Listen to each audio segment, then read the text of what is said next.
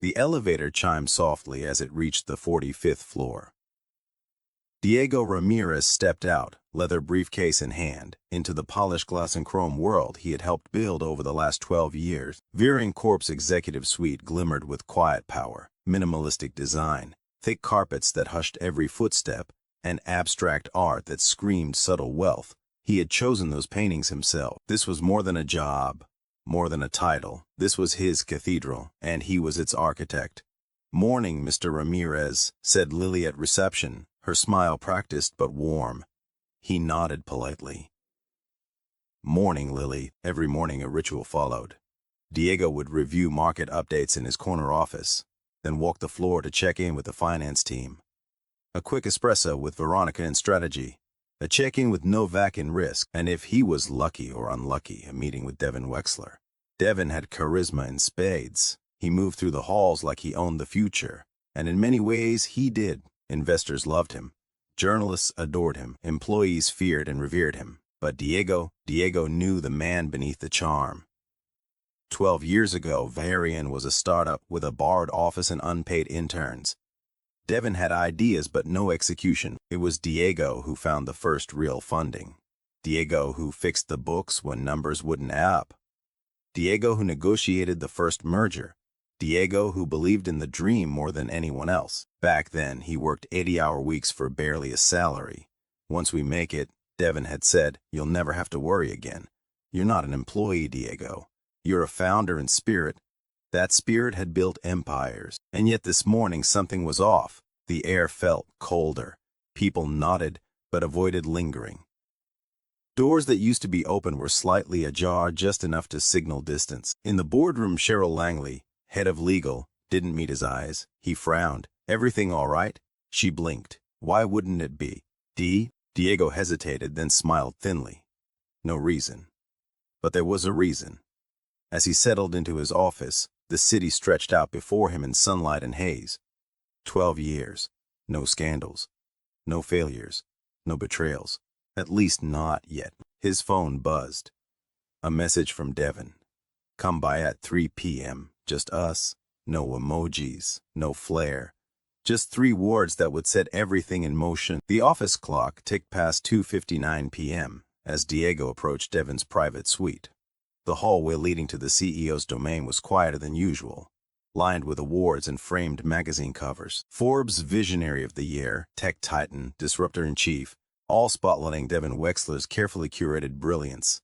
Diego knocked once before entering. Devin stood with his back to the door, hands clasped behind him, gazing out at the skyline. The city bathed in golden afternoon light. It should have been beautiful. But something in Devin's stance felt theatrical, calculated. "You wanted to see me?" Diego asked, his tone neutral but alert. Devin turned slowly, his trademark smile faint but fixed. "Yes. Sit down." Diego closed the door and took a seat. "What's going on?" Devin moved to the sleek marble bar and poured himself a drink. "Whiskey, neat." He didn't offer one to Diego. "There's going to be a restructuring," Devin said, sipping. "We're bringing in new leadership, a fresh strategy team, external CFO, and the works." A silence fell between them. Diego blinked, processing. "I'm sorry, did you say external CFO?" Devin exhaled like he was doing something difficult but necessary. "It's time, Diego. We've grown beyond the original team." "The board agrees. We need a new era." Diego leaned forward, voice calm but firm. "I built the financial architecture of this company. I brought in our biggest investors. I've been here since day one, when you were pitching Varian out of a coffee shop." Diego hesitated, then smiled thinly. No reason. But there was a reason. As he settled into his office, the city stretched out before him in sunlight and haze. 12 years, no scandals, no failures, no betrayals. At least not yet. His phone buzzed. A message from Devin. "Come by at 3 p.m. Just us. No emojis, no flair. Just 3 words that would set everything in motion." The office clock ticked past 2:59 p.m. as Diego approached Devin's private suite. The hallway leading to the CEO's domain was quieter than usual, lined with awards and framed magazine covers. Forbes Visionary of the Year, Tech Titan, Disruptor-in-Chief. All spotlighting Devin Wexler's carefully curated brilliance. Diego knocked once before entering. Devin stood with his back to the door, hands clasped behind him, gazing out at the skyline. The city bathed in golden afternoon light. It should have been beautiful. But something in Devin's stance felt theatrical, calculated. "You wanted to see me?" Diego asked, his tone neutral but alert. Devin turned slowly, his trademark smile faint but fixed. "Yes, sit down." Diego closed the door and took a seat. "What's going on?" Devin moved to the sleek marble bar and poured himself a drink. "Whiskey, neat." He didn't offer one to Diego. "There's going to be a restructuring," Devin said, sipping. "We're bringing in new leadership, a fresh strategy team, external CFO, and the works." A silence fell between them. Diego blinked, processing. "I'm sorry, did you say external CFO?" Devin exhaled, like he was doing something difficult but necessary. "It's time, Diego. We've grown beyond the original team. The board agrees. We need a new era." Diego leaned forward, voice calm but firm. "I built the financial architecture of this company. I brought in our biggest investors. I've been here since day one, when you were pitching Virion out of a coffee shop." Devin didn't flinch. "And you were brilliant. But brilliance has a shelf life. I can't let nostalgia dictate billion-dollar decisions." Diego stood. "So you're firing me?" Devin's smile never quite faded. "Let's call it moving on. There's a generous severance. You'll be taken care of." Diego stared at the man he once called a brother. "And that's it?" he asked. 12 years, and I don't even get a press release goodbye." Devin's eyes flashed, just briefly. "You've been well compensated. Take the exit with dignity. Don't make this difficult." The words hit like ice water. Diego swallowed. "You know I always protected you, even when you cut corners, even when you played too close to the line." Devin stepped closer, voice low. "And I appreciated it. But let's not pretend you're the hero here. You were comfortable in my shadow." Diego laughed, soft, disbelieving. "No, I was loyal. That was my mistake." He turned and walked out without another word, every step echoing in his ears. By the time he reached his office, HR had already begun the exit process. His email login was revoked. His calendar was wiped. A polite intern appeared with a cardboard box for his things. It felt surreal, like watching someone else's fall from grace. Diego stared at his reflection in the glass one last time. Something had died in that office today, but something else, something cold and calculating, had just been born. The world outside Virion Corp carried on, unaware of the seismic shift that had fractured Diego Ramirez's reality. But inside Diego's mind, something relentless had awakened, not just grief, not just betrayal, but resolve. He didn't sleep the first night. Not really. Instead, he sat at his kitchen table in silence, laptop open, staring at the years of records he had obsessively archived. Copies of emails, budget drafts, asset reports, encrypted messages Devin had once told him to keep off the record, and Diego had. Until now. He opened a file named simply Shadowline. Inside were folders labeled by quarter dating back 7 years. He remembered how many times Devin had asked him to smooth out expenses or massage data for investor pitches. Diego had obeyed then, because he thought it was for the greater good. He believed in Devin. He believed in the mission. Never again. By day 2, Diego had reached out to someone he hadn't spoken to in years. Veronica Miles, a former forensic accountant, and his ex-girlfriend. Their relationship had burned out during the chaos of Virion Series B fundraising. Now, she works as an independent analyst and whistleblower consultant. They met at a quiet corner booth in a speakeasy downtown. "You look older," she said bluntly, but her tone held something softer beneath. "Stress will do that," Diego replied. She sipped her wine. "You said you had something big." "I don't meet with exes for small-time drama." He slid a USB stick across the table. "This isn't a drama. It's corporate fraud, international money laundering, and maybe, just maybe, insider trading." Veronica raised an eyebrow. "Are you sure about that?" Diego nodded. "I helped build the illusion. I know where all the cracks are." She pocketed the USB. "I'll need time to verify. And I don't work pro bono." "You'll be compensated," Diego said. "But this is personal." Veronica studied him. "You want revenge." He didn't deny it. "I want accountability," he said. and I want him to feel what I felt when he threw me away like trash. Veronica finished her drink, then let's dig. Meanwhile, inside Vyrian, rumors swirled. Devon moved fast, appointing a replacement CFO within 48 hours, a glossy tech sector outsider named Dylan Crane. Young, loud, and flashy, Wall Street charm with Silicon Valley ego. Cheryl Langley, COO, remained tight-lipped, but she noticed the unrest, the whispers from directors, the stiff smiles from longtime team member. Diego's sudden exit had rattled the foundation more than Devon realized, and that's when she found it, a quiet anomaly in the company's quarterly report, a buried entry. Just a line item, consulting, D&R Holdings, $2.4 million unallocated expense. Cheryl frowned. D&R Holdings wasn't listed in the vendor database. She flagged it and marked it for internal audit. What she didn't know was that Diego had left that breadcrumb on purpose, a pressure point to test who would follow the thread. Back in his apartment, Diego sat across from Novak, a quiet, brooding man with an ex-intelligence background and a knack for cyber snooping. He owed Diego a favor from a long-ago financial rescue. Novak spoke without looking up from his screen. Your CEO's got offshore shell companies in the Caymans, Singapore, and Estonia. Layered ownership. Classic obfuscation. Can you trace the cash flow? I already am, Novak said. You weren't just CFO. You were the firewall. Without you, his house of cards is vulnerable. Diego nodded slowly.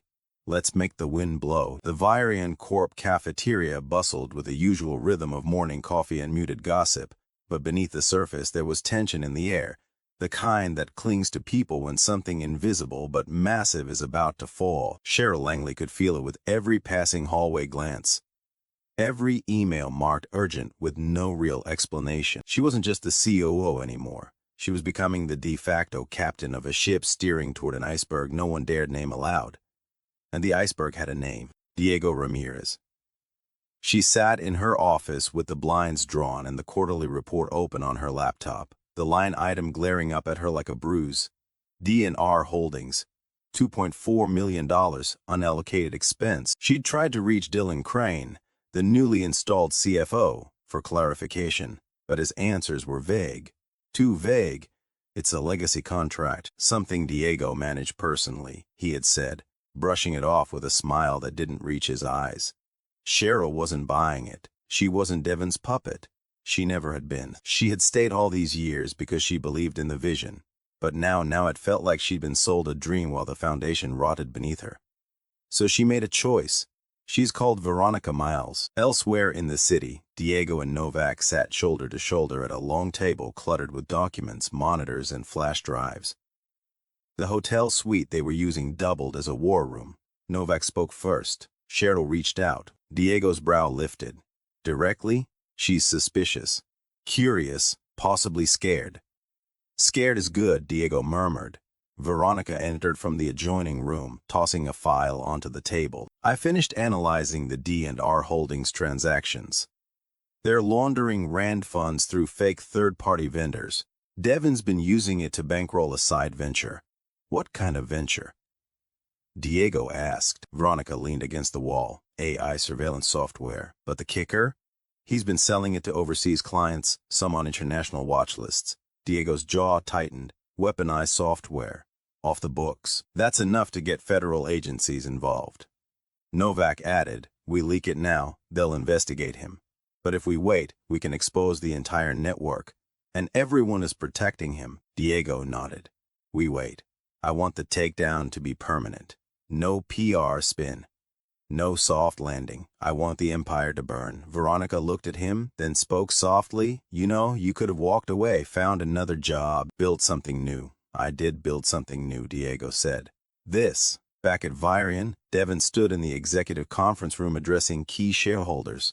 Charm switched on, voice smooth, eyes twinkling with practiced sincerity. We're entering a new phase, he said. Our market strategy will double growth by next quarter. And with Dylan managing our capital restructuring, we're leaner, stronger, and more agile than ever. But his confidence masked urgency. He'd heard whispers of irregularities being flagged. His firewall was gone. And he knew. Diego wouldn't stay silent. After the meeting, Devin returned to his office and stared out at the skyline. 12 years ago, he had stood in this exact spot with Diego beside him. Both men had believed they were building a monument to innovation, but monuments meant nothing when they were hollow. That evening, Cheryl received an unmarked envelope slipped under her apartment door. Inside was a single printed email, dated 3 years ago, from Devin to Diego. Forget compliance. We need to keep the stock price sexy. You know how this game works. Below it, handwritten in blue ink, you always had integrity. Prove it. Cheryl stared at the paper for a long time. Then she reached for her phone and dialed the number Veronica had given her. The morning sun filtered through the glass walls of the Vyrian Corp executive suite, refracting into 1,000 fractured lights like shards of illusion breaking apart. Devin stood alone in his office, overlooking the city below, his reflection faintly visible in the polished glass. His usually commanding presence felt brittle. His phone buzzed, piercing the quiet. Your presence is requested in the boardroom. Now came Cheryl Langley's clipped voice, not asked. Devin straightened his tie, masking the flicker of uncertainty. He walked down the endless corridor, his usual confidence stride diminished.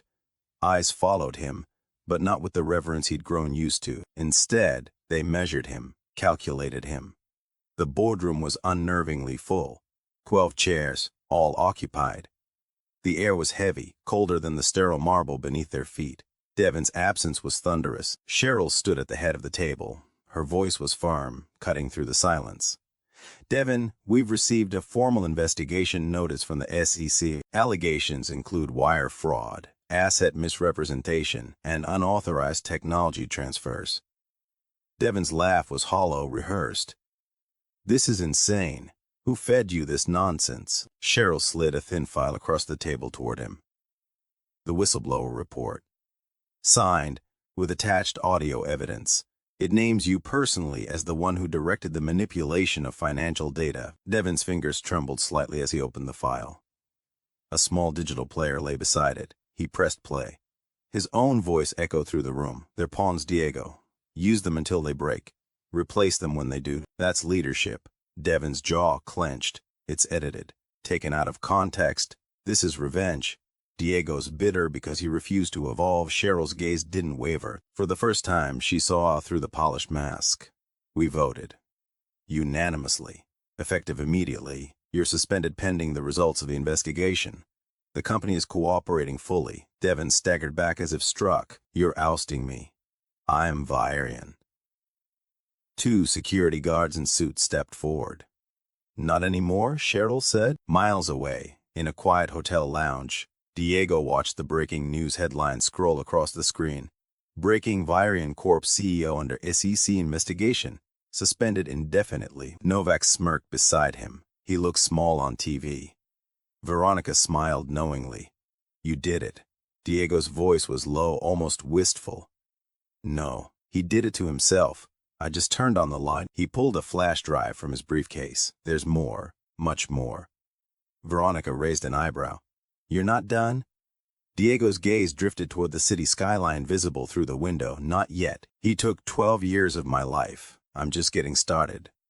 The cold glow of the city light seeped through the half-closed blinds of Devin's penthouse office. Alone, Devin sat behind his massive oak desk, the silence punctuated only by the distant hum of traffic below and the slow tick of the wall clock. The empire he had built now felt like a fragile house of cards teetering on the edge of collapse. His fingers tapped nervously against the polished surface as memories of the past 12 years surged forward. Every late night, every tough decision, every moment he convinced himself that loyalty was a currency worth something. But loyalty, he realized bitterly, had a price. Meanwhile, Diego sat in a modest but orderly apartment across town, the flash drive humming softly in his laptop's USB port. Veronica and Novak hovered nearby, their faces lit by the blue screen as they sifted through encrypted files, contracts, communications, financial transfers, proof of Devin's web of lies. We have enough to dismantle him, Veronica whispered, eyes scanning lines of data. Every hidden account, every offshore deal, every compromise partner. Novak grinned. It's like peeling an onion. Layer after layer of deception.